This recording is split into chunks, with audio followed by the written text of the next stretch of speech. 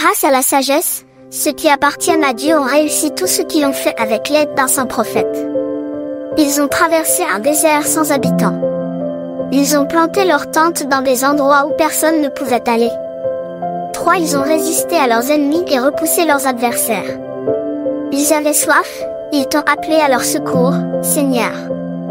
Alors grâce à toi, un rocher pointu leur a donné de l'eau, une pierre dure a fourni un remède pour calmer leur soif. Ainsi, l'eau qui avait servi à punir leurs ennemis est devenue pour eux un bienfait dans leur malheur. Ces ennemis avaient donné l'ordre de tuer les bébés. Pour les punir, tu as troublé l'eau de leur fleuve qui n'arrête jamais de couler, par du sang mélangé à la boue. Mais à ceux qui t'appartiennent, tu as donné une eau abondante qu'ils n'attendaient plus. Par la soif qu'ils ont connue alors, tu leur as montré comment tu avais puni leurs ennemis. Oui, tu les as mis à l'épreuve, tout en les corrigeant avec bonté. Mais par là, ils ont compris les souffrances des gens que tu juges avec colère parce qu'ils te méprisent. 2. Tu les as mis à l'épreuve comme un père qui veut avertir ses enfants. Mais à leurs ennemis, tu as demandé des comptes comme un roi qui punit très sévèrement. Près des tiens ou loin d'eux, leurs ennemis souffraient de la même façon. Ainsi ils étaient tristes pour 2 raisons. D'abord, ils gémissaient en se souvenant des malheurs passés. Ensuite, ils voyaient cela, les malheurs qui les avaient punis étaient devenus un bienfait pour les autres. Alors ils ont compris que tu avais agi toi-même, Seigneur. Celui qui l'avait rejeté en le laissant sur l'eau, ils l'ont chassé en se moquant de lui. Mais après ces événements, ils ont souffert de la soif d'une autre façon que ceux qui obéissaient à Dieu. Alors, ils étaient dans l'admiration.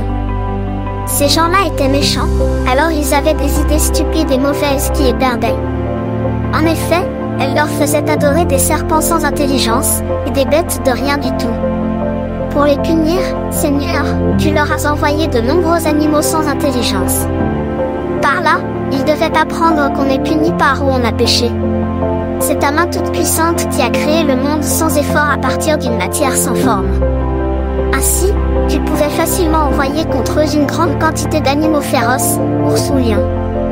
Tu pouvais aussi créer de nouvelles espèces de bêtes, inconnues et remplies de colère, des êtres capables de cracher du feu, ou de répandre de la fumée en rugissant, ou encore de lancer des éclairs terribles avec leurs yeux. Ces bêtes pouvaient non seulement détruire ces gens-là par leur cruauté, mais rien qu'en se montrant, elles pouvaient les faire mourir de peur. D'ailleurs, même sans cela, tu étais capable de les renverser d'un seul souffle, en envoyant ta justice contre eux et en les chassant par ton souffle puissant.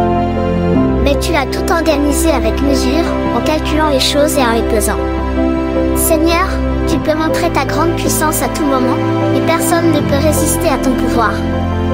Oui, pour toi, le monde entier est comme un grain de sable sur le plateau d'une balance, ou comme une goutte d'eau qui descend le matin sur la terre.